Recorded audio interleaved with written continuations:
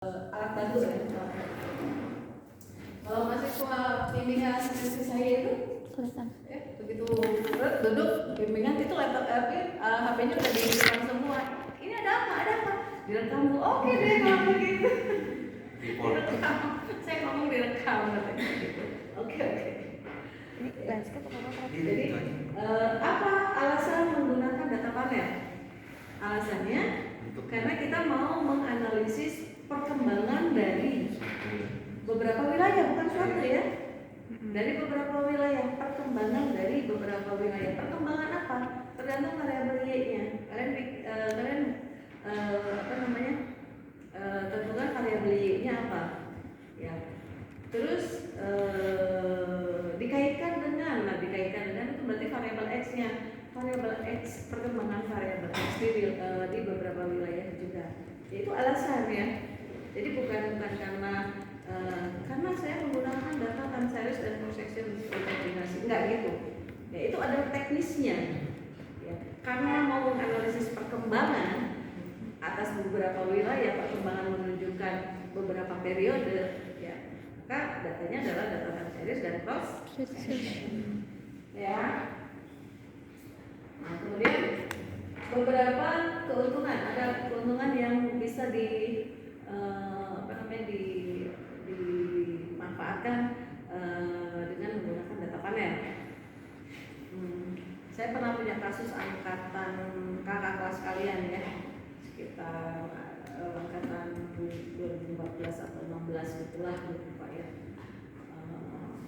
Suatu hari waktu saya masih di perkuliahan nih, lagi di kantin, saya lagi makan kan gitu ya. Terus ada mahasiswa dia mau ngeliatin saya aja.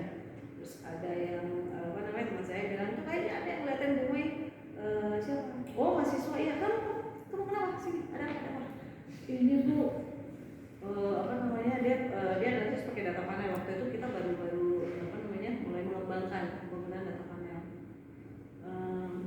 Saya punya masalah ini bu, matriks dari multikolonialitasnya ya. Kalau merujuk dari Gujarati itu harus minimal 0,8, iya kan? Ya nggak? Cek lagi ya di Gujarati itu koefisien multipliernya harus maksimal di 0,8 ya. Di atas 0,8 maka teridentifikasi multikolonialitas, betul ya? Nah, berarti harus di bawah 0,8. Nah, kemudian dia cek ini sampai 0,83 bagaimana bu? Gitu ya. Terus oke, siapa yang mengingatkan Anda bahwa ini harus diperhatikan, ini harus dikoreksi? Oh ibu, benar Pak Tommy kan dosen ekonometrik, benar dong. Iya, ini gimana penjelasannya kalau kamu masih tetap mau pakai ini? Apa alasannya? Udah gitu, ya udah, nanti saya hubungi. Kamu saya makan aja, saya makan dulu dong. Ya makan dulu. Kemudian betul sekarang saya punya rujukannya, sumbernya. Saya lupa namanya itu, nama itunya penulisnya. Bukunya sih ya Pak 500-600 halaman lah bahasa Inggris ya. Makanya saya pakai Mahir Sekananda aja lah, jangan pakai yang itu tebal banget bahasa Inggris lagi. Tapi saya beri rujukan itu.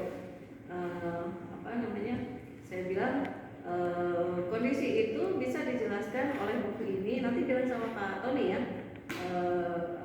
Rujukan yang kamu gunakan adalah buku ini yang menyatakan bahwa data panel itu memiliki keuntungan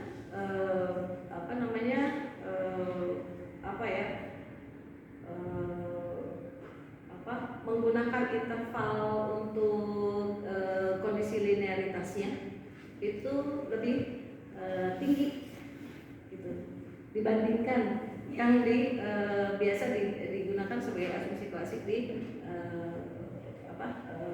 OLS gitu. Ada di situnya. Sampai saya screen itu ya, saya foto itunya tuh sumber bahasa Inggris masih di chapter awal itu di bab 1 ya. Kalau nggak salah sekitar kalau nggak halaman 5 sampai 10 lah gitu ya, ada di situ. Kemudian artinya itu bisa dilanjut meskipun kondisinya waktu itu di multikolonialitasnya itu 0,83. Oke, saya beri beri pandangan begitu. Terus saya bilang selamat menghadap kepada Pak Tony, saya bilang gitu kan, menghadap lagi dia Pak Tony kan gitu. Betul mahasiswa bimbingan saya juga. Terus kayak gitu, saya diberikan petunjuk bahwa ini tetap bisa digunakan, dasarnya adalah ini bukunya ini. Dari siapa ini bukunya?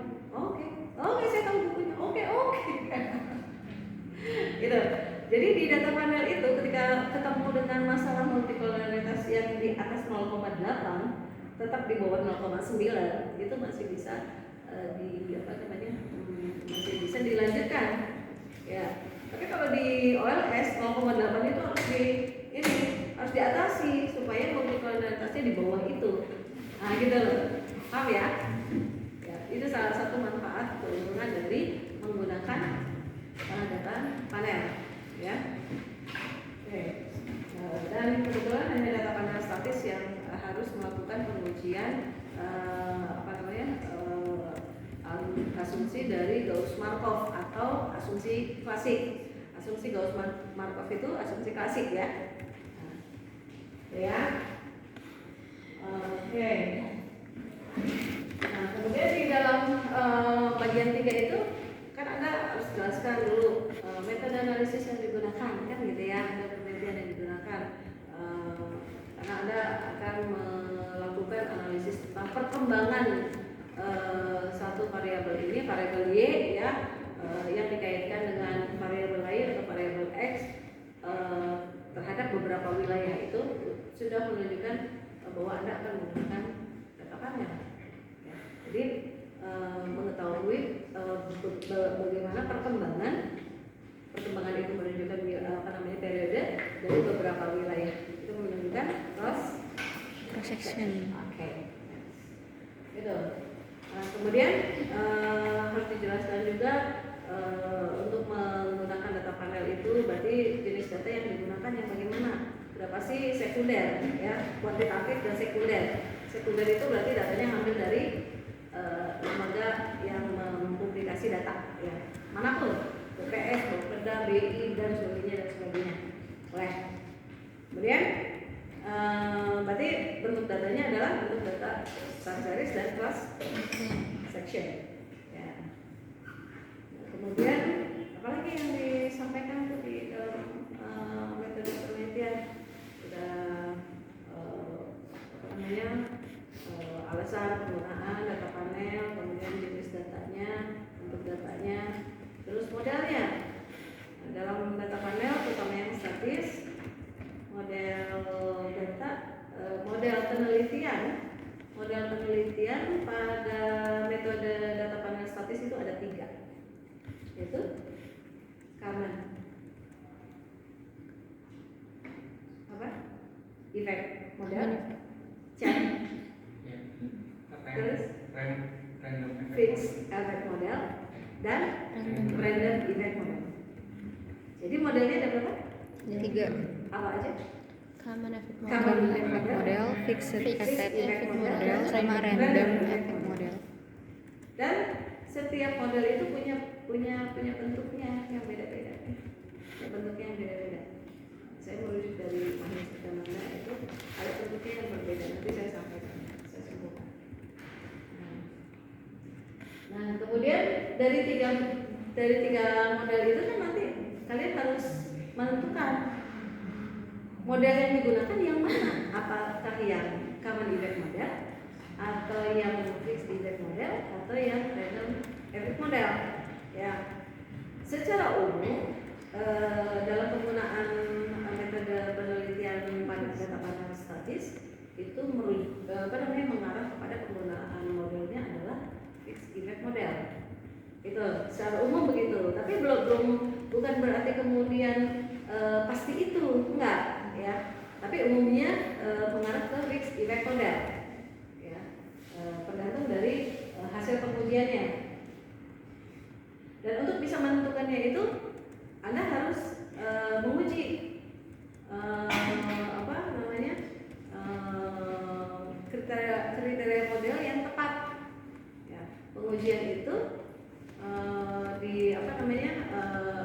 digunakan atau menggunakan beberapa kriteria pengujian, diawali dari pengujian Chow atau uji Chow, ya kan? Iya kan? Untuk praktikumnya uji Chow, kemudian uji Chow itu menguji apa? Apakah modelnya common effect model atau fixed effect model kan gitu? Ya kan? Apakah common ataukah fixed? Kemudian ketika misalnya hasilnya adalah common effect model, maka harus diuji lagi dengan apa? Husband? Enggak langsung ke LM, Lagrange multiplier. Kalau CHEM? Biasanya diuji dua-duanya. Oke, diuji dua-duanya ya. Biasanya begitu uji Chow ya, kemudian muncul kesimpulannya menggunakan fixed effect model. Nah, untuk penegasan harus diuji lagi dengan uji Hausman atau Hausman test ya. Hausman itu menguji apakah random effect model, ya kan?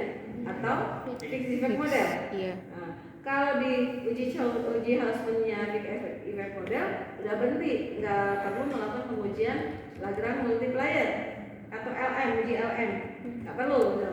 Tapi kalau misalnya justru hasilnya menjadi random effect model, maka harus diuji lagi dengan Lagrange multiplier atau uji LM. Masih ingat kan praktikumnya? Masih ingat dong, harus ingat ya, ingat lagi. Waktu praktikum gitu kan? Ya. Kalau pas praktikum nggak ada Lagrange multiplier. Nggak ada Lagrange multiplier, ya. Tapi di dalam konsep teorinya ada. Iya, berarti misal kalau dia kan berarti langsung ke Lagrange ya. Enggak. Udah langsung diuji coba. Udah selesai diuji Hausman. Kalau fixed effect model, fixed effect model, gitu. Kecuali kalau di uji Hausman-nya ketemunya random effect model, maka lanjut ke Lagrange model. Apakah nanti random, apakah common? Nah, gitu. Ya. Tapi dalam penyajian di bagian 3 itu harus dimunculkan semua bahwa teknik pengujian untuk memilih CHEM, FEM, APAREN itu digunakan 3 jenis pengujian, yaitu uji Chow, uji Hausman, dan uji LM. Itu harus disampaikan. Nah, ya dalam prakteknya itu tadi tergantung. Kalau uji Chow-nya aja udah FEM, uji Hausman-nya udah FEM, selesai. LM-nya nggak perlu. Gitu. Tapi LM itu perlu diinformasikan bahwa ada uji LM. Nah, sini bingung? Apa yang bingung? Tanya. Hah? Kecepatan? Ya. Oke, kemudian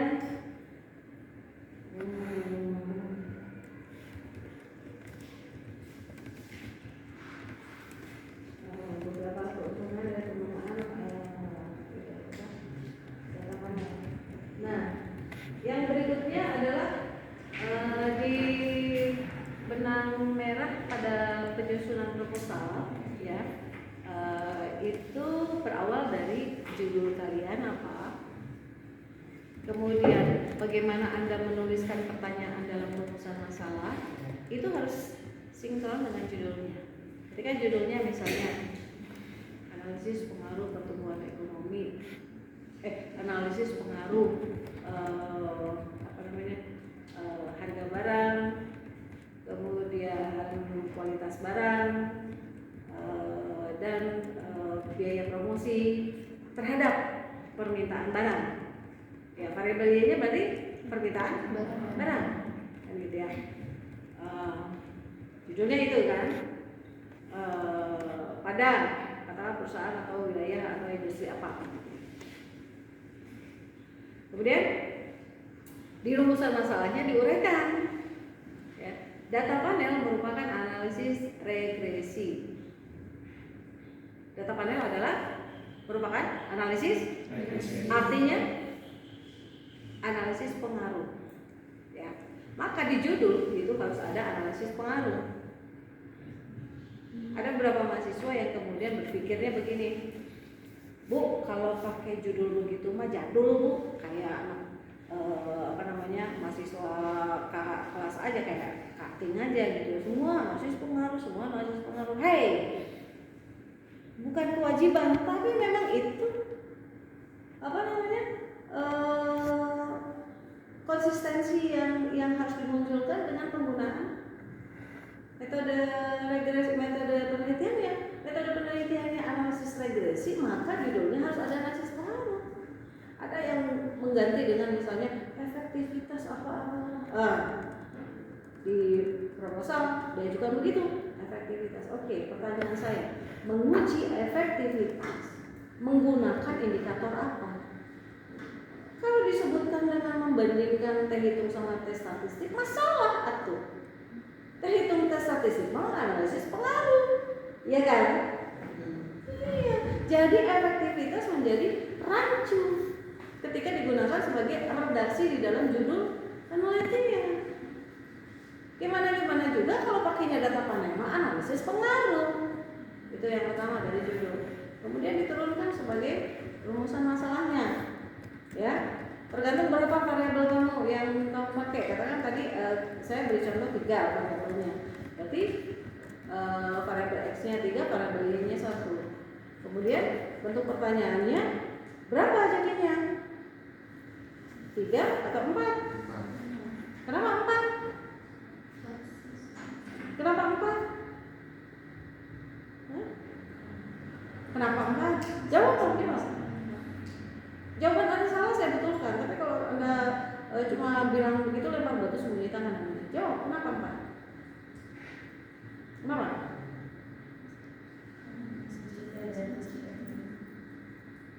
Empat. Rasial dan sempurna. Itu berarti hanya 2. Kenapa jadi 4? Soalnya rasial kan per satu-satu variabel dari Oke, begini ya. Seandainya Anda datang sekeluarga ke rumah saya, ya, terus Anda datang dengan orang tua kalian, terus saya tanya, Bapak dari mana? Rumahnya di mana?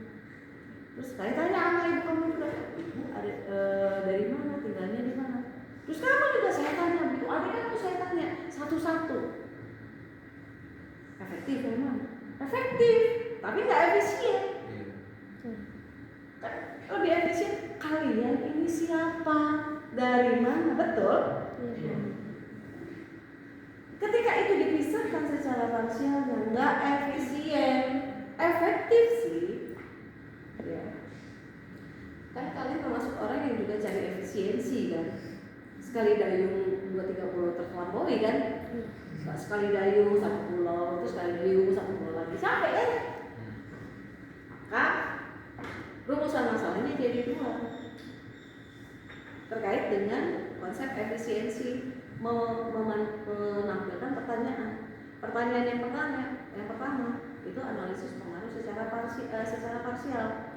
Maka bunyinya bagaimana pengaruh dari variabel X1, X2 dan X3 secara parsial terhadap variabel di periode di titik-titik periode titik-titik. Jadi udah efisien. Dan kalau dicermati juga kalimat pertanyaannya juga efektif. Berarti kan menganalisis pengaruh variabel X1 terhadap Y. Karena parsial kan ada variabel X2 terhadap Y, variabel X3 terhadap Y. Saya panggil satu-satu. Begitu yang kedua, baru dituliskan analisis secara simultan dengan kalimat yang sama, bagaimana pengaruh, ya. Kemudian perbedaannya secara parsial dan simultan. Sehingga ketika ada mahasiswa yang menulis judulnya efektivitas tapi pertanyaannya bagaimana pengaruh, nggak relate. Kumaha tuh? Di judul nanyain efektivitas. Kita mau bahas efektivitas, tapi kenapa pertanyaannya jadi bagaimana pengaruh? Oke. Kemudian kalau misalnya dirubah pertanyaannya jadi bagaimana efektivitas. Oke, sekarang metode analisisnya yang pakai apa? Kalau data Panema nggak relevan. Data Panema menghadirkan pengujiannya adalah uji parsial. Parsial itu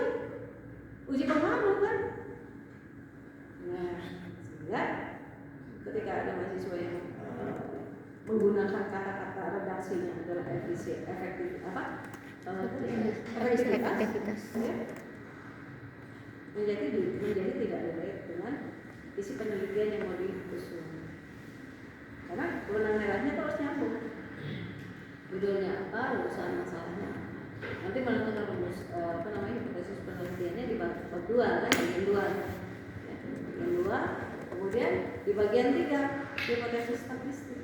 Di hipotesis statistik nanti ada kriteria pengujian. Ketika menggunakan kriteria pengujiannya, jika T hitung lebih besar daripada T kalah, itu kan regresi, bukan efektivitas. Jadi dari situ terbantahkan. Apa yang terjadi jika mahasiswanya bersikukuh gitu ya? Ya udah, diganti, diulang ya skripsinya kan gitu. Nggak apa-apa kan? Ya, nggak apa-apa. Kenapa enggak? Kenapa enggak? Nggak apa-apa dong. Nanti aja dosen pembimbingnya nggak akur ini emang gitu ya. Nggak asik. Aja ganti pembimbingnya. Kita pembimbing yang ngikutin kemauan kalian yang nggak sesuai dengan aspek teori dan gitu. Gimana? Semua dosen berpikir aspek teori gitu. Ya di sini ya. Jadi rumus dari judul sudah harus mencantumkan analisis pengaruh. Analisis pengaruh variabel X terhadap variabel Y di periode ya. Di dalam skripsi apakah judulnya monoton atau nggak monoton itu nggak penting. Tapi kalau mau dirubah dari mau ditampilkan secara publikasi dalam bentuk artikel, Anda bisa mensiasati judulnya gitu. Jadi yang dipandang dari sudut pandang tertentu sehingga bisa muncul kalimat yang tidak sama dengan judul, itu bisa. Tapi kalau deskripsinya tetap begitu, harus analisis pengaruh selama pakai panel data. Kalau nggak pakai panel data silakan. Nggak Bu, saya pakai metodenya yang berbeda karena menguji efektivitas. Oke, kan gitu ya? Saya sih bilang oke. Jelaskan. Apa ya? Kok apa ya, kan bingung ya? Apa ya yang digunakan? Ya nggak tahu, kan tahu yang punya usulan. Kenapa dia harus nanya sama saya? Kan gitu ya? Apakah itu pernah dijelaskan atau enggak? Ya harus dicek. Oke. Next. Oke.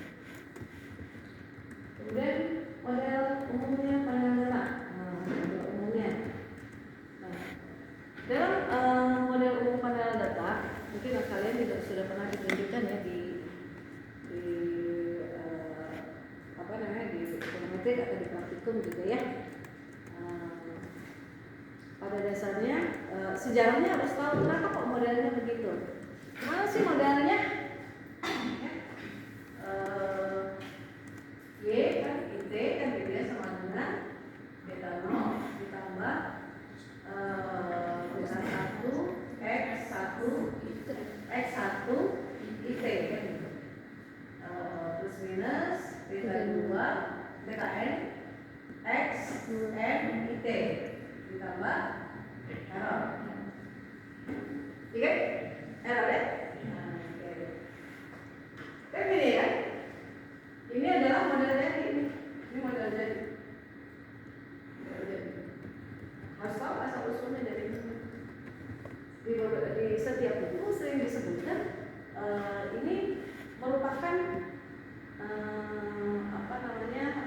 model turunan dari fungsi produksi COP12. Pernah dengar? Fungsi produksi COP12?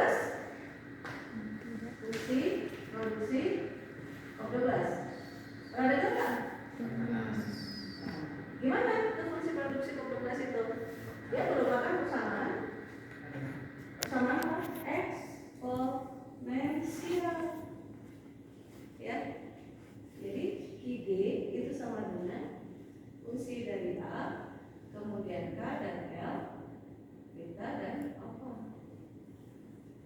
Asalnya begini, kemudian jadi begini.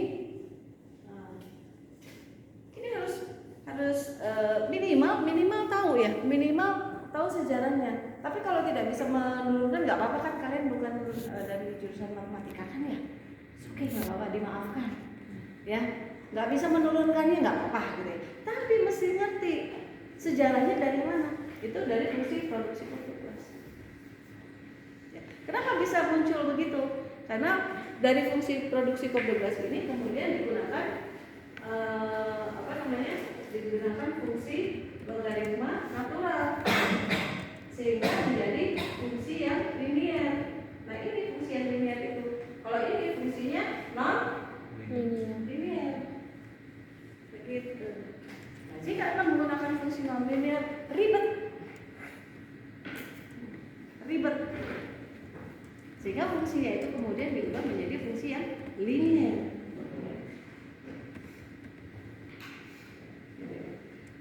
Dengan menggunakan transformasi fungsi logaritma natural.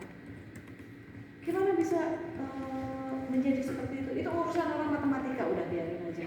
Ya, pokoknya kita tahu gitu sejarahnya. Nuruninnya nggak bisa gitu nggak apa-apa. Ya, nggak apa-apa. Itu ribet gitu ya. Ribet itu. Panjang ya, panjang dan ribet gitu ya. Ada banyak istilah-istilah yang digunakan.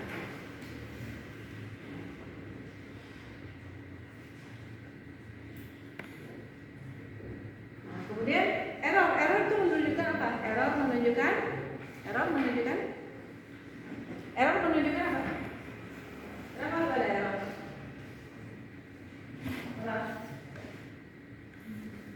Istilah yang kalian adalah sebagai apa? Iya, apa yang ceteris paribus? Ada banyak variabel yang sebetulnya memengaruhi variabel ini, tapi tidak digunakan, dianggap konstan. Maka asumsi ceteris paribus penting.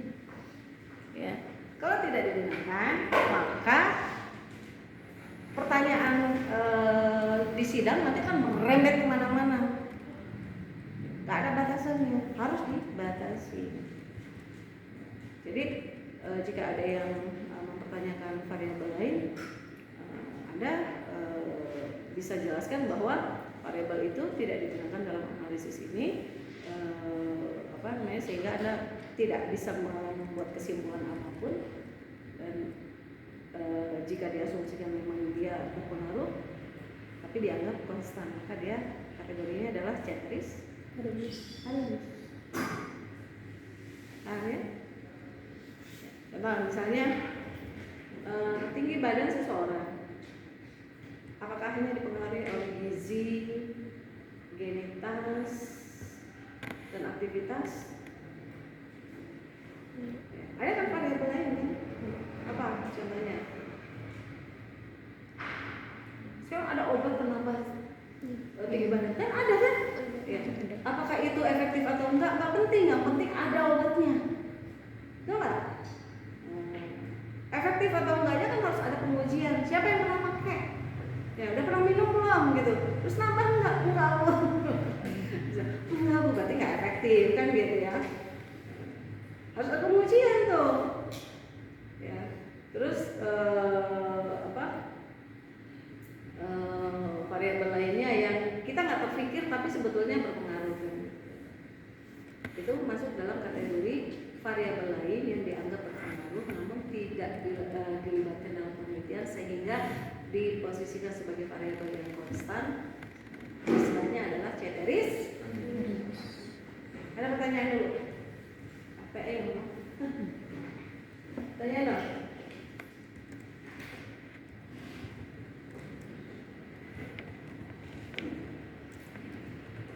Nah nanti ketika di bagian 2 setelah ini yang disebut sebagai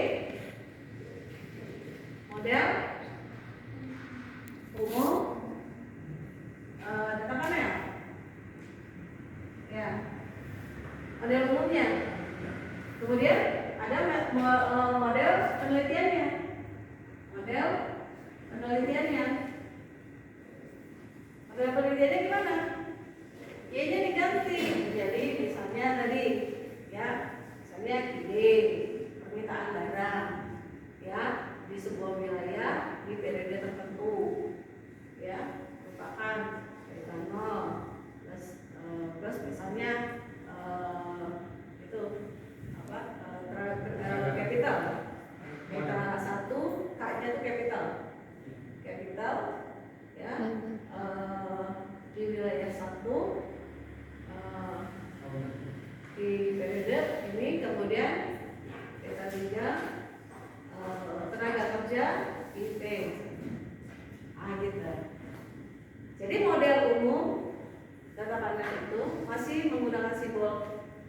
Y dan X. Tapi model penelitian sudah menggunakan nama atau bukan nama tapi simbol dari variabelnya ya. Simbol dari variabelnya. Simbol dari variabel itu di dalam draft metode penelitian itu disebut sebagai operasionalisasi. Menuliskannya bukan opera ya, operasionalisasi. Artinya variabel ini singkatannya apa? Ya, kan ada tabelnya tuh, nanti ada bikin tabel. Operasionalisasi variabel. Ya. Variabelnya permintaan barang dalam kurung ide. Kan? Ya. Jumlah modal yang digunakan dalam kurung K. Jumlah tenaga kerja yang digunakan dalam kurung L. Dalam kurung itu adalah operasionalisasi. Nulisnya juga nggak boleh opera, nggak boleh operasionalisasi karena bukan opera, tapi opera.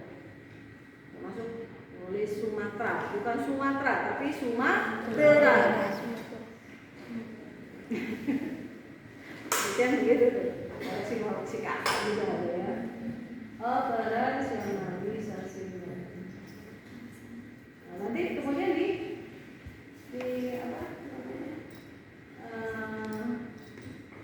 Dibentuk dalam sebuah tabel, ya, ada tabelnya, ada variabelnya, nama variabelnya, kemudian operasionalisasinya apa, kemudian deskripsi dari variabelnya apa, kemudian indikatornya apa. Ya. Indikator itu apa? Indikator itu data yang digunakan. Kalau Anda cari di BPS, ya, misalnya data yang digunakan untuk katakan variabel pertumbuhan ekonomi, ya, variabelnya pertumbuhan ekonomi. Indikatornya adalah pertumbuhan ekonomi itu adalah perubahan nilai PDB dari periode kedua ke periode sebelumnya. Nah gitu indikator itu. Ya. Kemudian atau menggunakan salah satu nama indikatornya adalah laju pertumbuhan. Lajunya harus dijelaskan karena di datanya itu kan disebut sebagai data laju pertumbuhan ekonomi. Kita paham ya? Yang mau tanya dulu? Saya mau tanya. Silakan, yang keras. Kalau misal PDRB itu kebanyakan pakai atas dasar harga konstan ya. Betul. Nah itu biasanya kenapa? Alasannya? Oke. Analisis yang menggunakan data PDB. Ya. PDB sendiri oleh Biro Pusat Statistik atau BPS ditampilkan dalam bentuk pendekatan dasar harga berlaku dan harga konstan.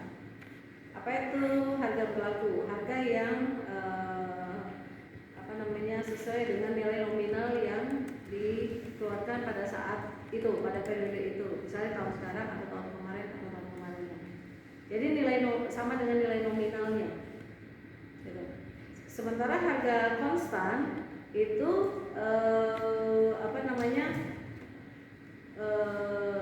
nilai nominal yang ditampilkan itu sudah tidak mengandung inflasi. Tidak mengandung inflasi. Tapi kalau ada harga berlaku masih mengandung inflasi. Sehingga ketika menggunakan data GDP, PDB, PDRB, harga berlaku harus dikurangi dulu dengan inflasinya. Daripada dikurangi dengan inflasi, maka gunakanlah dengan harga konstan. Itu penjelasannya. Lagi?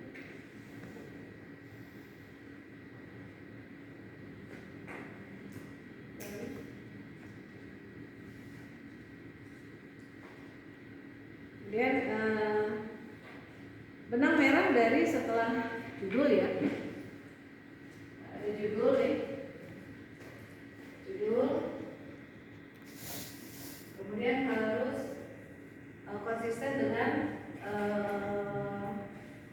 hasil rumusan masalah yang disusun di bab 1 ya, yang bunyinya bagaimana pengaruh dari S1 S2 S3 secara parsial terhadap variabel Y di periode penelitian.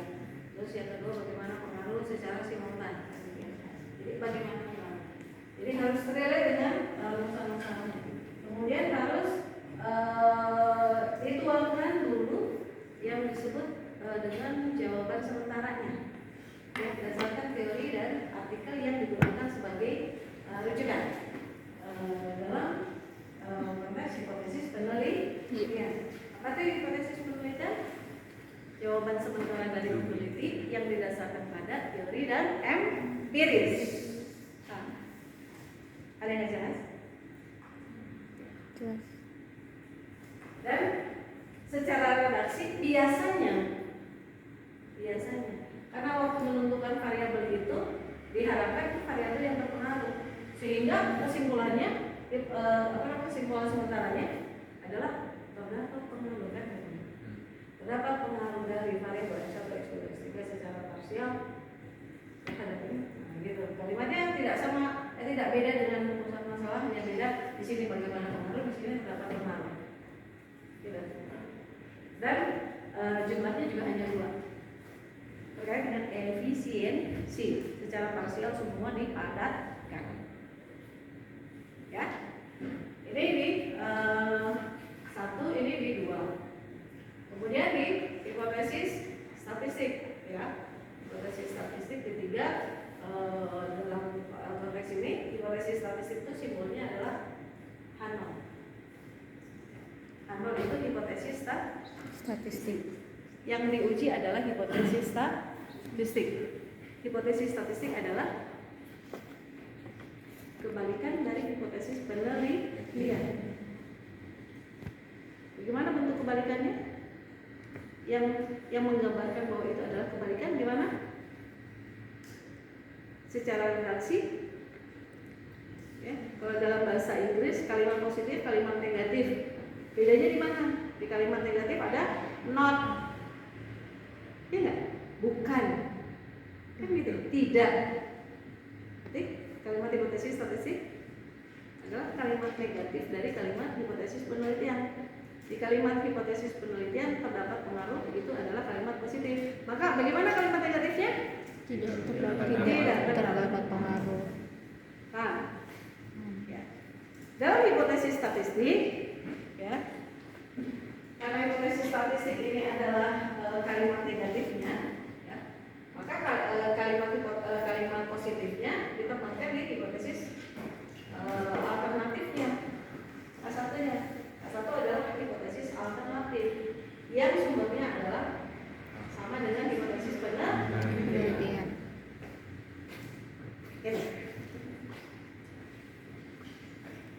Nah, yang harus diperhatikan ketika menentukan hipotesis statistik, ya, itu adalah indikator yang digunakan.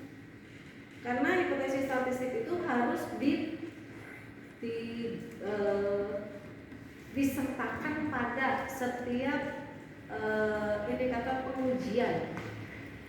Contoh, ketika mau memilih model CHAM, FEM atau REM, kan harus ada pengujian Chow, pengujian Husband, pengujian itu harus ada hipotesis statistiknya. Bagaimana hipotesis statistik pada uji Chow? Hanolnya yang mana? Apa indikator yang digunakan? Nah, gitu ya, paham ya? Jadi dari kebanyakan proposal yang diajukan oleh mahasiswa pada saat working itu tidak terdapat. Ya. Kalaupun kalian bikin,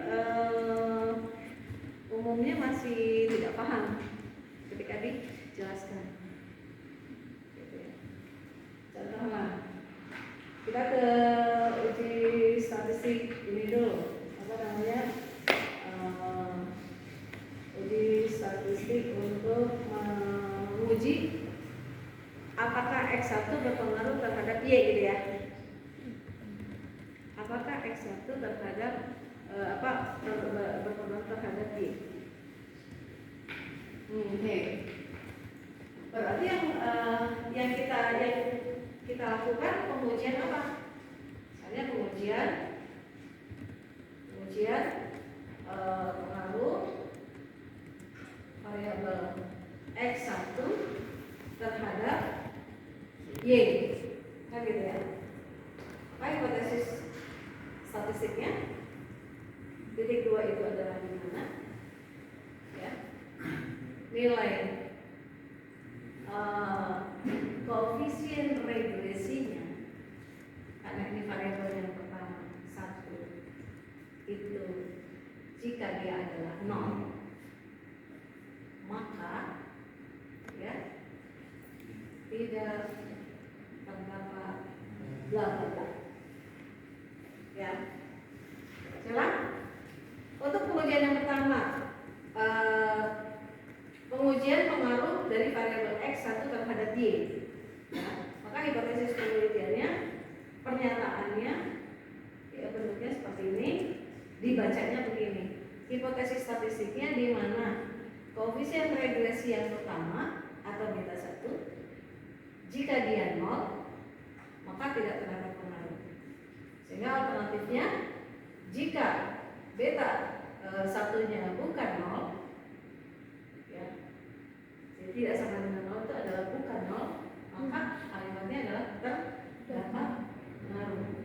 Kemudian nanti ada kriterianya ya.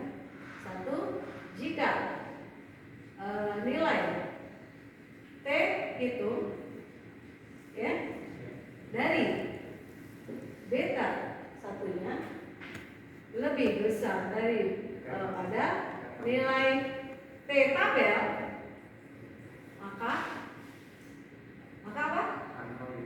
Tolak Hanol. Statistiknya bukan ditolak, tapi tolak Hanol. Reject or unreject. Unreject bukan diterima, tapi tidak ditolak. Sampai sini bisa dipahami? Jadi jangan gunakan kalimat Hanol ditolak. Gak usah, Hanol jangan ditolak, tapi tolak Hanol. Tolak yang mana? Tolak Hanol atau tolak H1? Tapi fokus semua yang karena yang diuji hipotesis statistik Hanol, maka keputusannya adalah pada Hanol. Apakah tolak Hanol atau tidak tolak Hanol? Jika tolak Hanol, maka kalimatnya adalah H1. Jika tidak tolak Hanol, maka kalimatnya Hanol. Ya kan? Kalimat Hanol apa? Tidak terdapat pengaruh. Jika tidak tolak Hanol, maka variabel itu tidak berpengaruh. Ada yang bertanya, so tanya, ayo, udah mulai rada gremeng-gremeng gitu ya. Coba rada gremeng-gremeng gitu ya. Tanya.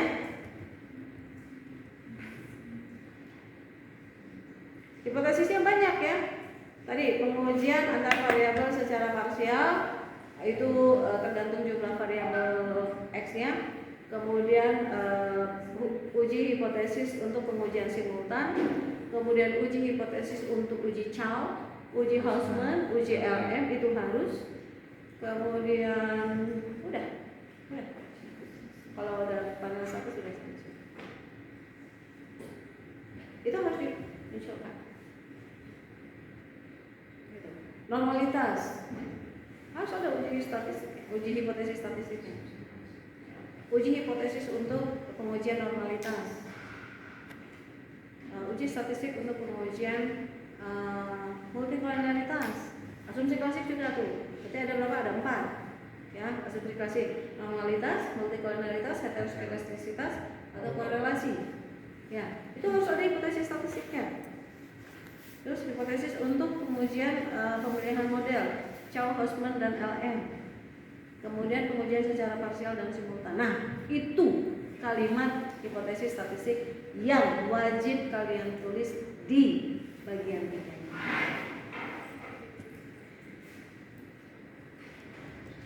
Silakan kalau ada pertanyaan.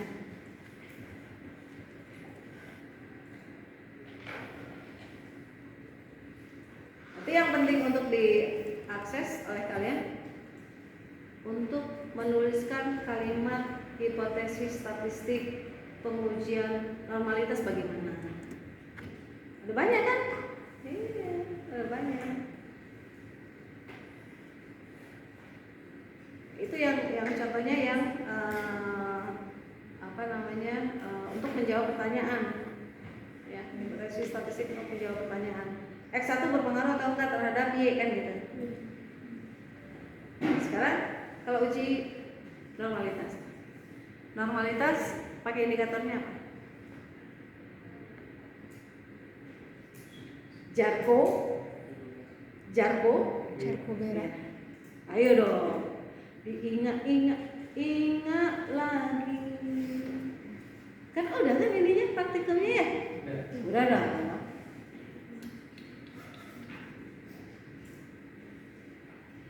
Apa indikatornya? Jarko Bera dibandingkan dengan apa?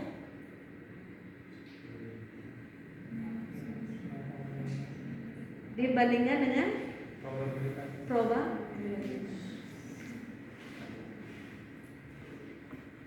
Ya, dengan probabilitas.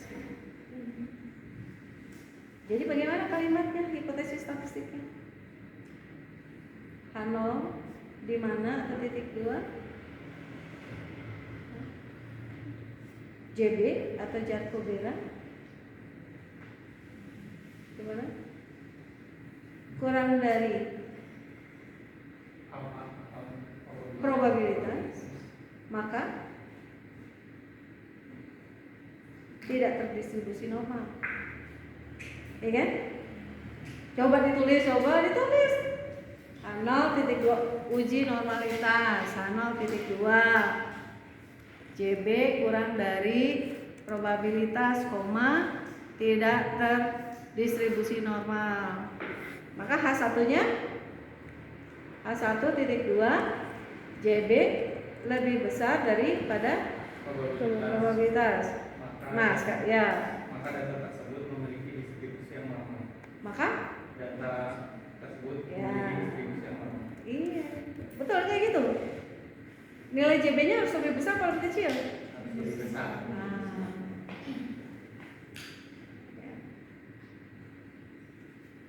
Sampai sini paham?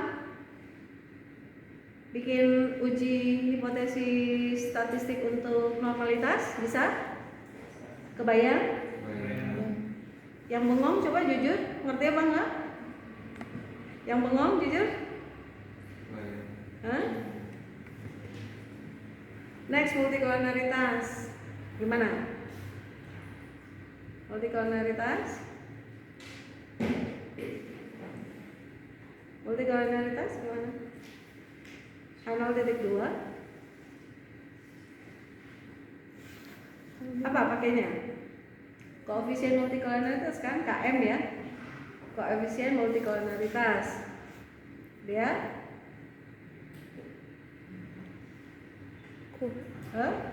lebih dari 0,8 gitu ya? Iya. Terjadi pelanggaran multikolonaritas kan gitu. Jadi H1-nya titik 2, ayo yang lengkap. H1 titik 2 B koefisien multikolonaritas atau KM kurang dari 0,8, tidak terdapat gangguan multikolonaritas. itu bisa. Bisa kan? Bisa. Next, berikutnya autokorelasi. Autokorelasi pakai perbandingan interval apa? Durbin-Watson dengan apa? Ada kan? Iya. Cek lagi ya. Iya, Ya. Durbin-Watson dengan apa? LM test.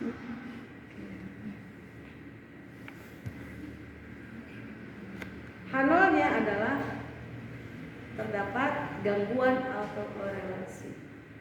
H1-nya? Tidak. H1-nya? Yang enggak? Berarti sebenarnya. H1-nya berarti kalimatnya? Gitu. Jadi yang semangat jangan cuma saya, kalian juga semangat, sebutkan. Ya. Demikian juga yang heteroskedastisitas ya. Dicek pakai uji White atau uji mana ya. Tergantung kalian nanti kebutuhannya pakai apa namanya, boleh uji White, boleh apa lagi? Kalau heteroskedastisitas Pagan, Bruce Pagan, bukan ya? Benar ya? Nah itu ya. Silakan dipilih sesuai dengan kondisi nanti ketika Anda sudah lakukan regresinya. Nanti dibandingkan mana yang lebih memungkinkan untuk menyimpulkan tidak terdapat gangguan heteroskedastisitasnya. Apakah pakai uji White atau Pagan gitu ya. Next, hipotesis statistik untuk uji Chow. Uji Chow-nya pakai apa? Indikatornya? Uji Chow pakai apa? Pakai? Pakai apa? Pakai apa? Hah? Dicky Fuller kan? Dicky Fuller bukan? Iya, enggak. Ya. Hah? Kayak Dicky Fuller bukan?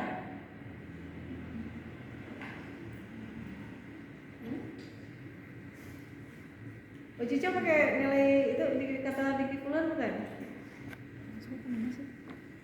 Apa? Saya masih papa. Aku coba Dicky coba Fuller. Bukan Dicky Fuller ya, Dicky Fuller ya.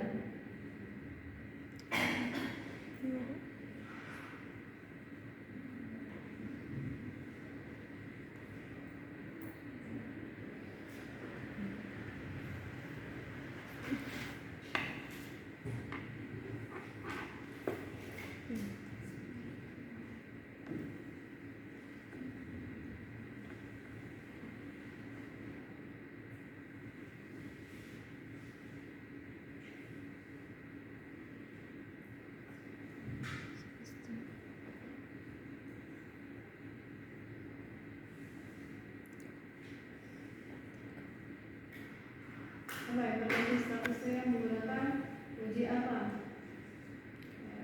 Karena pekerjaan. Indikatornya? Uji cara.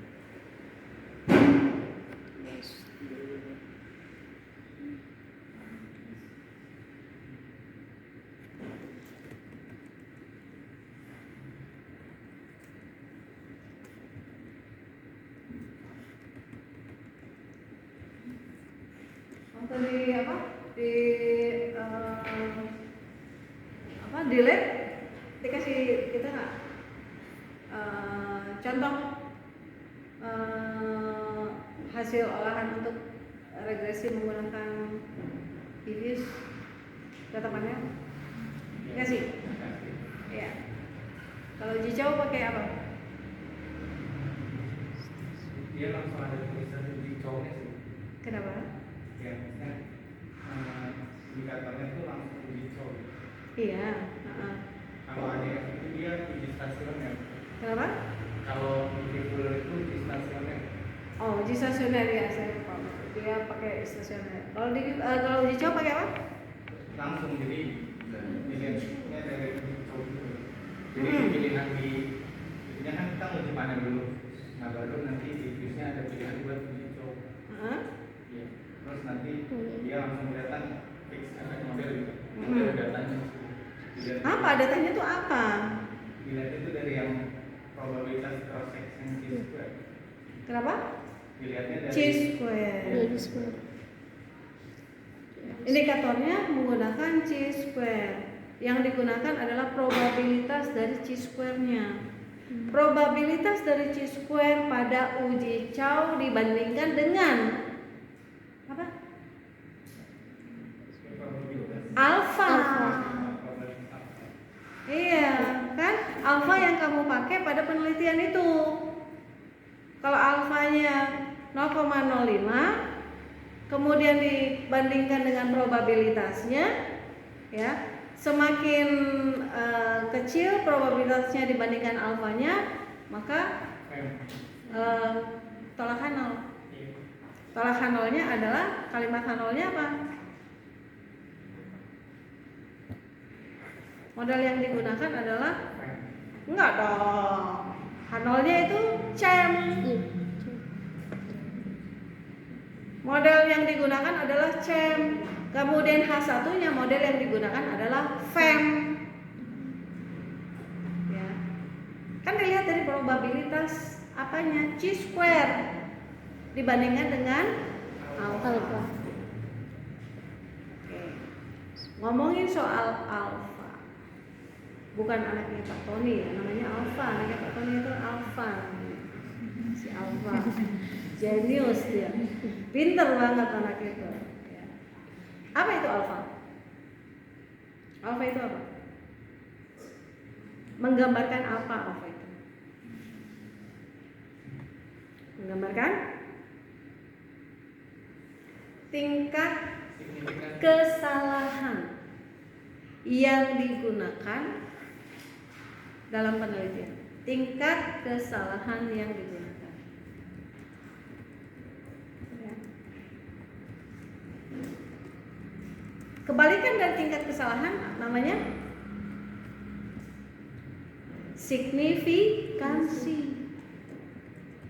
Signifikansi adalah 1 min alfa. Alfa bukan signifikansi. Signifikansi artinya teruji secara teori dan empiris tepat. Itu yang namanya signifikan. Infonya signifikan enggak? Enggak signifikan. Berarti bohong, hoax. Ini beritanya signifikan. Berarti benar. Tingkat kepercayaannya tinggi. 0,95. Bayangkan signifikansinya sebesar 0,05, cuma 5%. Berarti 0,95%-nya hoax. Begitu. Jadi alfa adalah tingkat kesalahan. Signifikansinya adalah 1 min alfa. Paham ya? Sehingga ketika Anda tuliskan di situ dengan signifikan atau enggak signifikan itu harus 1 min alfa. Bukan 0, bukan alfanya. Semakin tinggi alfanya, maka penelitiannya semakin diragukan.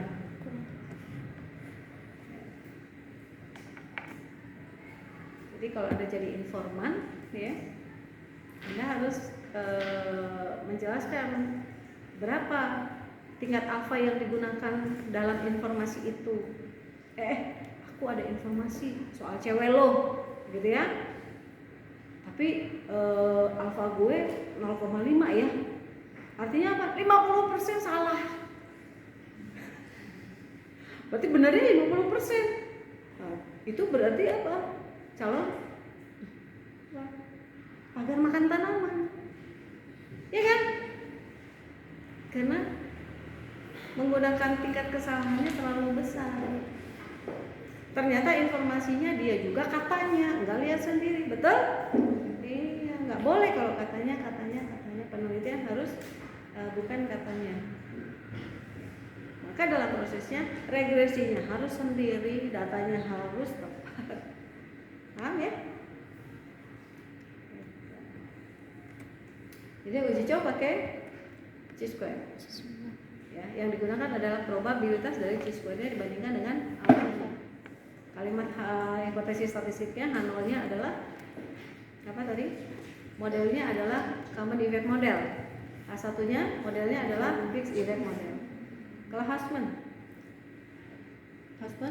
indikatornya pakai apa? Cross section random. Kenapa? Pakai apa? Ya. Hussman. pakai probabilitas cross section random di sini. Cross section random, ya kan? Iya. Random cross section. Jadi indikatornya adalah cross section random, tapi yang digunakan adalah probabilitasnya. Iya. Dibandingkan dengan apa? Alpha. Alpha juga. Berikutnya cari LM ya, dicari ya LM ya, harus dicari karena di bab 3 itu nggak dimunculkan meskipun nggak dipakai. Nah, ya. Kayak saya terakhir beli chopper, beli aja yang penting punya, dipakai enggak. Yang penting kalau tetangga nanya punya chopper nggak punya dong, kan gitu ya.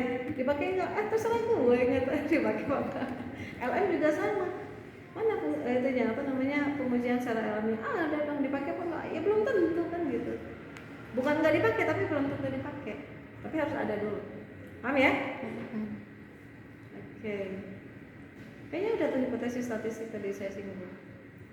Untuk asumsi klasik udah ya? Udah.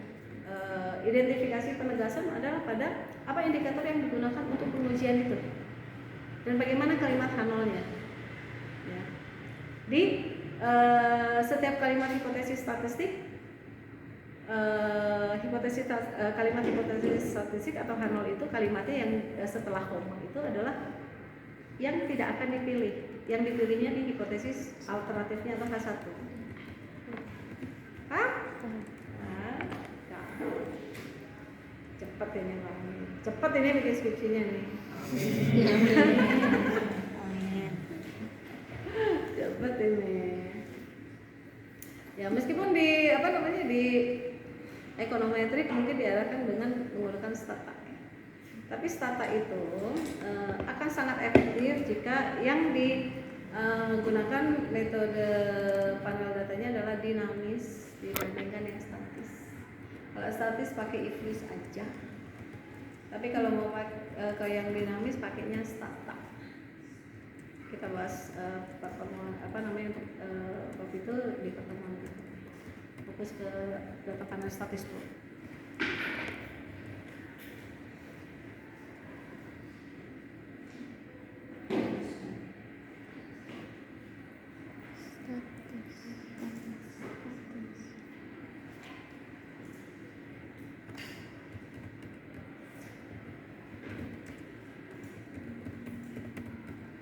Ada mulai terpikir untuk pakai data panel statis? Ada nggak? Kita bahas jadi contoh boleh? Boleh? Ada nggak? Yang pakai data panel deh. Rencana statis itu nanti diidentifikasi apakah dia statis atau dinamis. Data panel? Di salon proposalnya lo nanti mata kuliah ini ada proposal, ada tugas proposal. Mana kan sudah saya bilang minggu kemarin kan harus sudah ada nih. Mana kita bahas judulnya mana siapa? Hah? Kalian semua pakai data panel rencananya? Belum sih. Ayo deh itu aja kita diskusikan. Proses apa namanya di kelas ini bukan mau menyalahkan ya, kita akan coba luruskan. Silakan. Ada yang mau coba? Ayo. Punya variabelnya apa? Bagaimana menentukan variabel ya? Terutama variabel y dulu ya. Variabel y yang terbaik itu adalah info terkini, kan gitu ya. Info terkini tentang apa? Tentang apa? Atau info yang menarik lah, info yang menarik walaupun tidak diminta menarik. Apa? Ayo dong. Hah? Kamu punya rencana apa? Belum ada rencana Bu. Udah ada gambaran variabel apa? Ayo dong Neng, jangan senyum-senyum aja. Saya jadi GR nih kalau senyum-senyumin GR saya nih. Senyum. Ayo dong. Apa? Rencana variabelnya apa? Y, variabel Y. Apa coba? Lah, cepetan ayo ngomong aja. Apa? Paling pertumbuhan ekonomi. Pertumbuhan ekonomi, oke. Targetnya mau 8%. pertumbuhan ekonomi. Ya. Memilih variabel Y, analisis tentang pertumbuhan ekonomi. Nanti kan di latar belakang harus diuraikan ngapain sih mengukur pertumbuhan ekonomi siapa, kan gitu ya, siapa itu berarti wilayah mana. Jadi dari wilayah regionalnya, wilayah pusatnya apa contohnya adalah pertumbuhan ekonomi nasional, regionalnya adalah provinsi berarti kan. Nah, gitu kan, ngapain saya ingin melihat pertumbuhan ekonomi ini di Indonesia ini lebih banyak dipengaruhi oleh faktor apa saja, kan gitu. Oke, faktor apa saja? Apakah masuk dalam kategori dalam judulnya adalah mengidentifikasi faktor atau menguji faktor yang sudah tertentu? Ada dua hal. Kalau menguji faktor, kamu boleh pakai kata pilihannya adalah determinant of growth of Indonesian economy. Ya, analisis faktor-faktor yang mempengaruhi. Tapi persoalannya kalau determinan itu jujur pengujiannya sebetulnya harusnya lama sampai menemukan faktornya gitu. Dan harus diawali dari faktor yang sudah baku seperti yang dijelaskan misalnya oleh teorinya Keynes, CIGXM ya. Kemudian dikembangkan, itu yang kemudian disebut sebagai potensinya lama. Kalau determinan, kalau faktornya sudah tertentu, ingin menguji apakah faktor ini memberikan pengaruh nggak terhadap pertumbuhan ekonomi, apakah faktor ini memberikan nggak? Berarti sudah tertentu, sehingga analisisnya adalah analisis pengaruh X1, X2, X3 terhadap pertumbuhan ekonomi. Gitu ya. Oke. Analisis pertumbuhan ekonomi jelas itu adalah topik ekonomi. Itu jelas. Satu lagi yang harus kalian jelaskan, di mana sisi ekonomi publiknya? Nah, gitu. Itu juga mesti, karena analisis pertumbuhan ekonomi juga bisa dibahas sama perencanaan pembangunan. Ya. Apa bedanya? Lagi. Ya nggak sih? Itu juga penting. Apa bedanya? Di mana sisi publiknya? Gitu ya. Itu mempertaruhkan harga diri akajur kita sebagai koordinator. Ini gimana sih anak publik? Ya. Analisisnya kok untuk perencanaan pembangunan, publiknya kemana, mahasiswa kok kemana, kan gitu. Kan gitu ya. Sehingga kemudian harus diupayakan mengkaitkan dengan variabel-variabel yang terkait dengan publik. Apa terkait dengan publik? Jelas harus variabel keekonomian. Oke. Jika Anda sudah menentukan variabel Y-nya adalah pertumbuhan ekonomi. Oke. Contoh variabel X-nya apa? Yang terpikir oleh Anda? Variabel X-nya apa? Contoh aja. Contoh.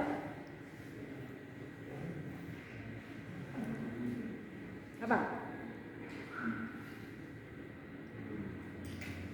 Variabel X itu ya, itu harus punya kriteria. Kriterianya adalah variabel yang punya datanya konsisten.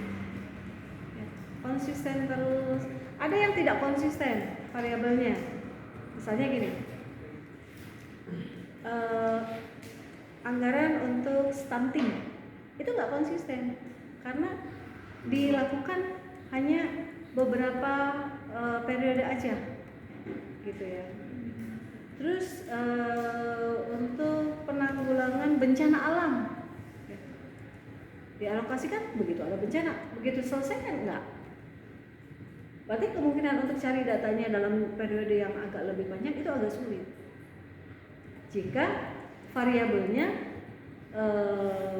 masuk dalam kategori nilainya tidak konsisten. Kalau yang konsisten contohnya adalah anggaran pendidikan bisa. Ya. Terus Oke, kita pakai pendidikan, anggaran pendidikan. Itu datanya konsisten. Nah, tapi persoalannya pendekatan ekonominya di mana? Kalau menggunakan variabel pendidikan, variabel pendidikan itu masuk dalam konsep ekonominya apa?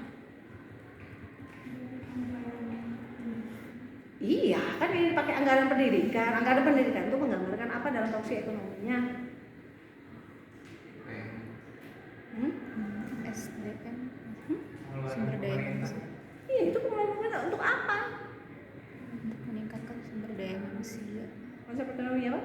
Meningkatkan sumber daya manusia. Meningkatkan sumber daya manusia. Ya. Oke. Investasi sumber daya manusia ya. Iya. Investasi sumber daya manusia itu merupakan kegiatan investasi yang long term, jangka panjang, nggak bisa short term.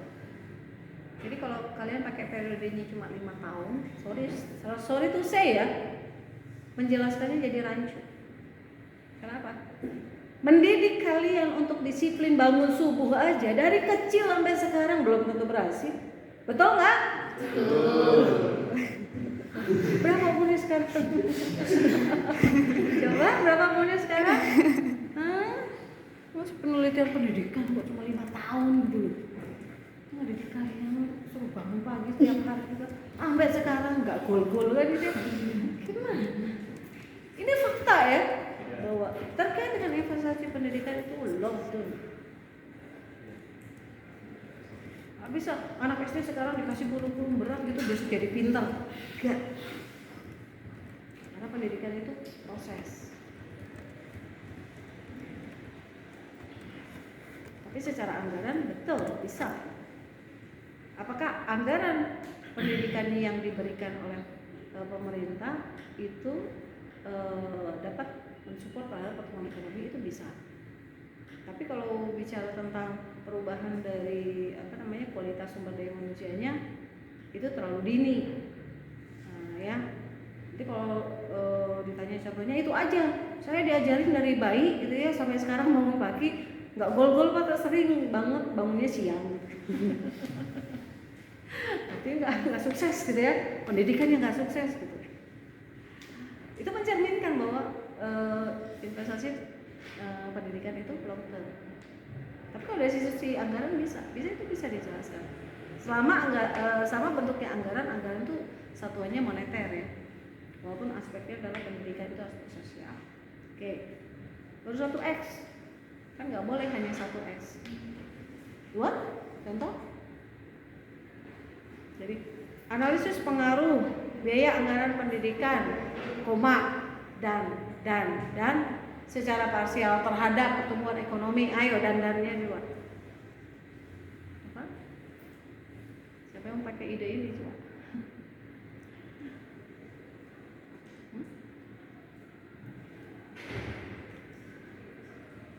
Ingat bahwa variabel X-nya ya sebaiknya itu satuan ukurnya satuan moneter dalam satuan rupiah, jangan satuannya jiwa, jangan satuannya ton, kilometer gitu. Enggak ya, tapi satuan moneter. Apa coba?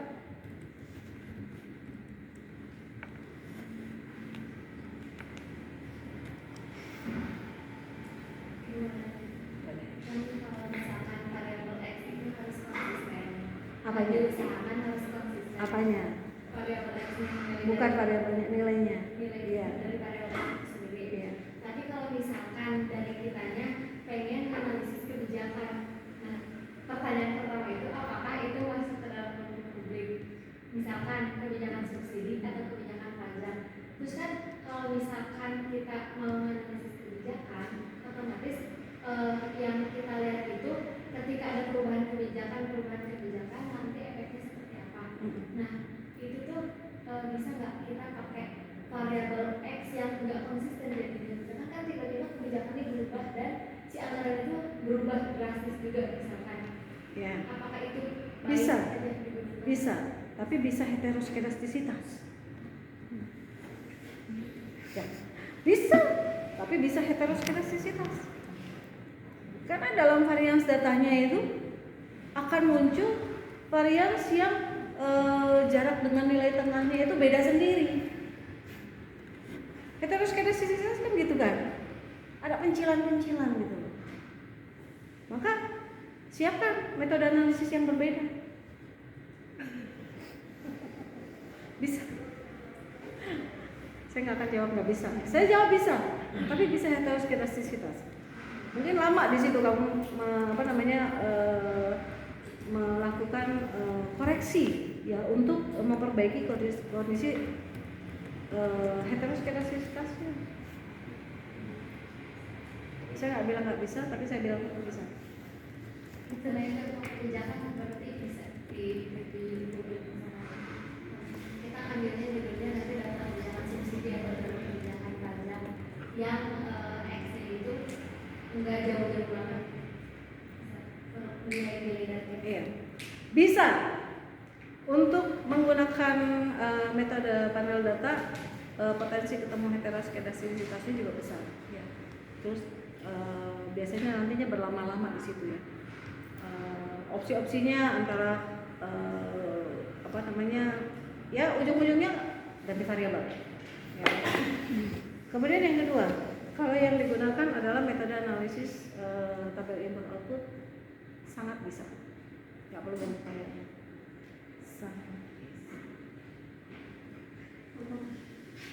Ya. Kenapa? Sangat bisa.